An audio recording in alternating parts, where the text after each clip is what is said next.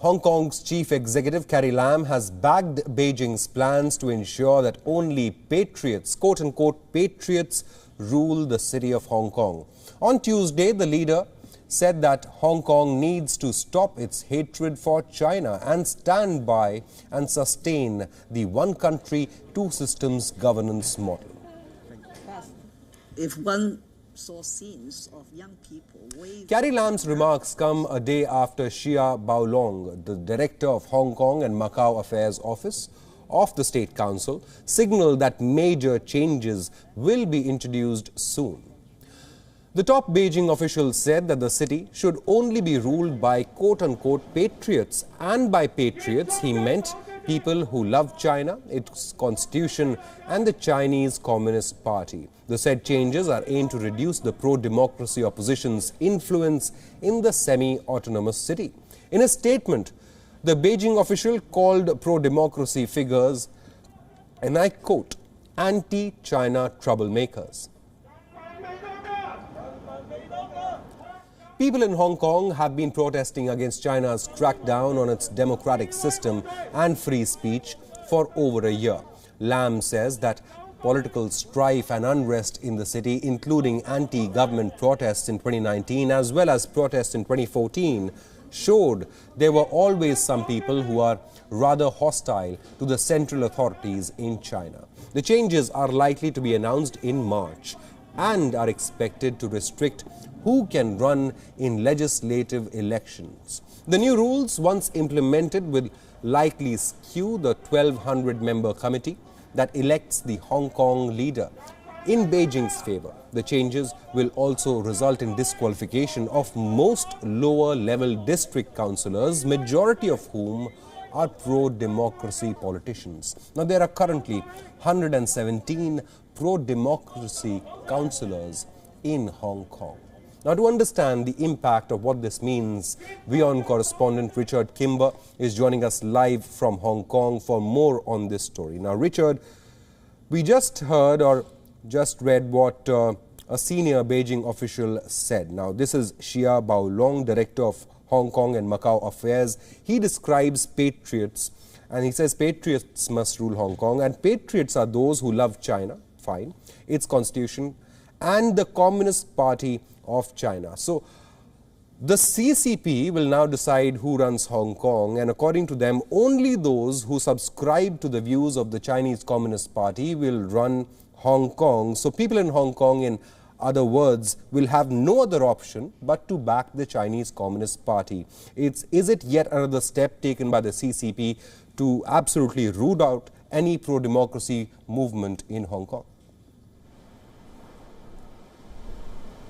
Yes, this is certainly being seen by many democracy activists and opposition to the government leaders here, that this is underlying all of the concerns that have been bubbling away here over the past 18 months with regards to the incursions of Beijing into Hong Kong's politics and the further power struggle that's existing between anybody who's still trying to oppose what's been taking place in the last 12 months here in Hong Kong and what Beijing has in store over the next 20 or so years when Hong Kong is formally returned to China in 2047. These concerns, as I say, being underlined by the rhetoric coming from Xia Baolong, as you say, and also from the chief executive here, Carrie Lam, who's very much supportive of these comments. Carrie Lam saying today that China has no option, she says, because of the unrest that's taken place in Hong Kong over the last 12 months. Beijing is simply trying to ensure the stability of Hong Kong for the long term and trying to ensure that when that transition does take place formally in 2047, there'll be no more surprises for Beijing to have to deal with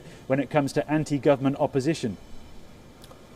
Richard, help our viewers understand this. Is there no place for people who may love China but oppose the Chinese Communist Party? Is there a difference between the nation of China and the Chinese Communist Party? Well, this is exactly the question that's being raised by some of the remaining activists who are still speaking out on the issue. They say, can we not be patriots of Hong Kong? Can we not still love our semi-autonomous region, and indeed still love China, but still voice out questions over how China's politics should proceed. And the simple answer to that does seem increasingly to be no, because the way that these people have been trying to lobby the government over the past 12 months on issues, whether they're local or more general Hong Kong Chinese issues, has generally been met with the same firm hand from Beijing, irrespective indeed of any international pressure that's been coming from the UK, from the US, and now just in the last 24 hours from the European Union, who's also been voicing out their concerns over what they say is a continued deterioration of political opposition in Hong Kong. And the EU has said that it will not rule out further sanctions on Hong Kong and Chinese officials on this problem. Richard, you mentioned some international reactions coming in. Now, global voices have been growing against China recently, isn't it? Canada joined the United States in saying that China's actions in Xinjiang amount to genocide against Uyghurs. Britain has been raising China's actions at the United Nations as well.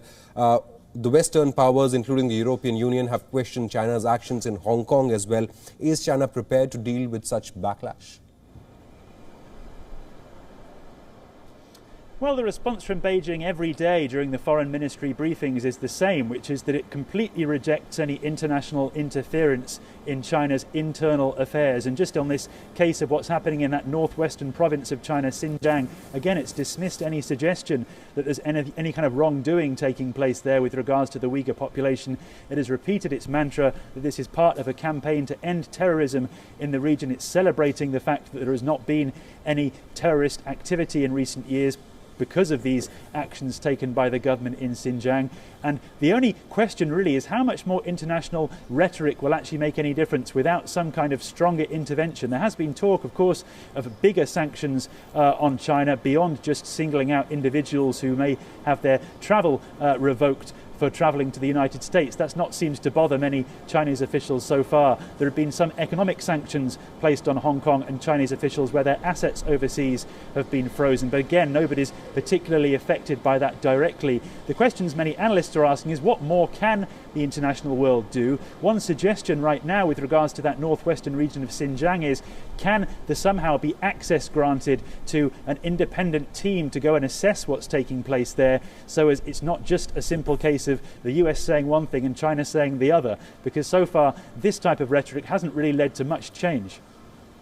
Richard Kimber, thank you so much for joining us from Hong Kong on this big developing story. WION is now available in your country.